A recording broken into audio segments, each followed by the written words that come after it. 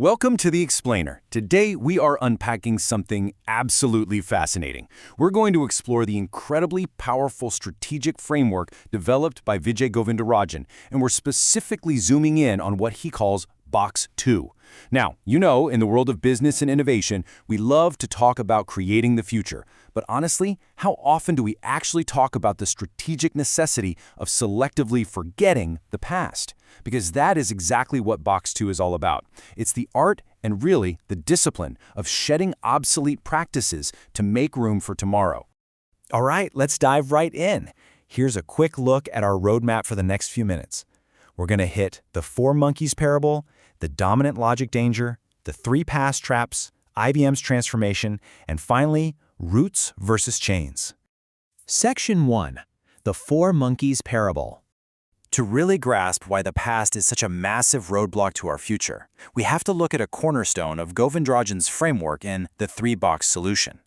He points out that before you can even think about Box 3, which is creating the future, you've got to master Box 2. You have to forget the past. And this brings us to a slightly absurd but totally brilliant story that shows us exactly why shedding old practices is so incredibly difficult. Picture this: four monkeys hanging out at the base of a coconut tree. One ambitious little guy gets hungry, decides he's not going to wait around, and starts climbing the tree to grab a coconut. But right as he gets near the top, he receives a painful electric shock and scampers back down. The others? Well, they tried one by one, and they all get shocked too. Pretty quickly, these monkeys learn a hard, experiential lesson. Climbing this specific tree is dangerous and strictly forbidden.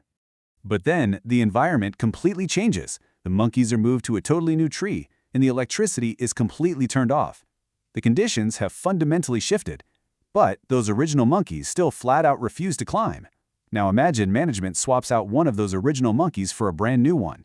This new guy sees a coconut, starts to climb, and immediately, the other three yank him down and beat him up. They have no clue why the rule exists anymore, right? But they vigorously enforce it. Eventually, as they swap out the rest of the original monkeys, you're left with four monkeys who have literally never been shocked, yet they will aggressively attack anyone who even tries to climb the tree. The punchline of this parable is, well, it's hilarious, but it's also deeply concerning for any organization. The monkeys just accept that waiting for coconuts to fall using gravity is the only acceptable business model. They socialize any new, maverick thinker to adopt this old idea without ever understanding the historical context. They're enforcing a rule that literally no longer applies to their reality. Section 2. The Danger of Dominant Logic. So let's pull this out of the jungle and straight into the boardroom. That symptom we just witnessed with the monkeys, that is caused by dominant logic. Basically, it's a set of mindsets built entirely out of past experiences. In a business, this logic gets hardwired into everything: your systems, your HR structures, your metrics, your company culture. Successful managers develop this logic because it's fantastic for Box 1. It's great for managing the present and preserving current profits.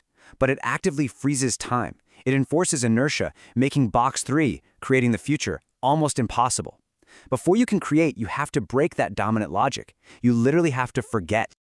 Moving to Section 3. The three past traps.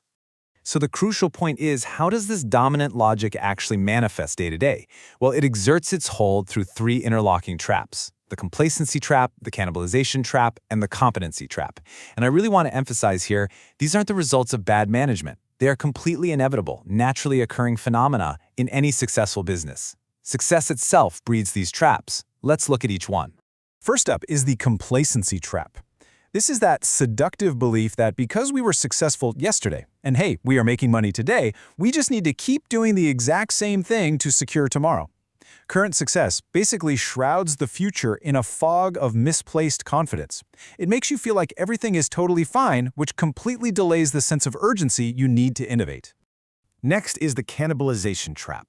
This is the profound fear that your new, non-linear Box 3 ideas will just eat into the profits of your current Box 1 business. When this happens, the organization acts like a biological immune system. Corporate antibodies will attack the new idea as if it were a virus, just to protect the core business. But the harsh reality is, if industry change is inevitable, the market is going to cannibalize you anyway. It is way better to cannibalize yourself than to sit back and let a competitor do it. The third is the competency trap. This happens when a company invests basically all of its training, hiring, and resources into the skills that make its current business run, while totally ignoring future-oriented capabilities. Think back to our monkeys for a second. Mavericks are pulled down because the legacy system simply doesn't value their new untested skills. If your systems only reward the people maintaining the status quo, you will never build the competencies needed for the future. Section 4. IBM's Strategic Transformation. And this brilliantly illustrates our next point, pivoting us from theory to a massive real-world case study. If we look at IBM's timeline, the 1980s were defined by total Box 1 success. They were the undisputed kings of mainframe computing. These were massive, closed island fortresses of technology. But as we moved into the 1990s, the world shifted toward open, democratized client-server computing and eventually the internet. IBM's massive past success completely blinded them. The traps took hold. It really wasn't until the 2000s that they managed to break those chains and pivot toward cloud computing and services. During their dominance, there was this famous saying, "Nobody ever got fired for buying Big Blue." IBM was the ultimate safe choice. But this led them straight into the complacency trap. When the market started shifting, rather than aggressively investing in new models, IBM just prolonged its past by applying short-term accounting patches, like selling mainframes outright instead of leasing them, just to keep near-term revenues looking good. They were exactly like those monkeys waiting for gravity. So how did they actually survive? Visionary leaders like Lou Gerstner came in and realized that before IBM could create, it absolutely had to forget. They had to break the dominant logic. Gerstner implemented the Emerging Business Opportunities Program, or EBOs. This program was explicitly designed to protect those maverick thinkers and new ventures from the suffocating weight of IBM's past baggage. They actively engineered a way to bypass all three of those traps. Finally, Section 5, Roots versus Chains. To actually apply this mental model in your own career or business, you have to become an expert at distinguishing between roots and chains. Think of roots as your eternal values. For a tree, roots sustain life, right? If you cut them, the tree dies.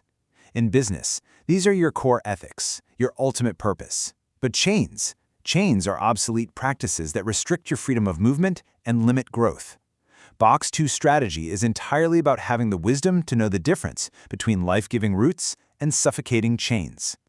The tricky part is, chains often disguise themselves as roots. They become organizational orthodoxies, things like, our customers are unconditionally loyal to us, or our core product will never be obsolete, or the most dangerous phrase in business, that's how we've always done it. You have to take these invisible, unspoken beliefs, just like the monkey's fear of the tree, and make them visible so they can be challenged and broken. So, I leave you with this final provocative thought to take back to your own desk today. What are the chains in your company that are currently masquerading as roots? What past successes are actively holding back your future? Take some time to challenge your own dominant logic this week.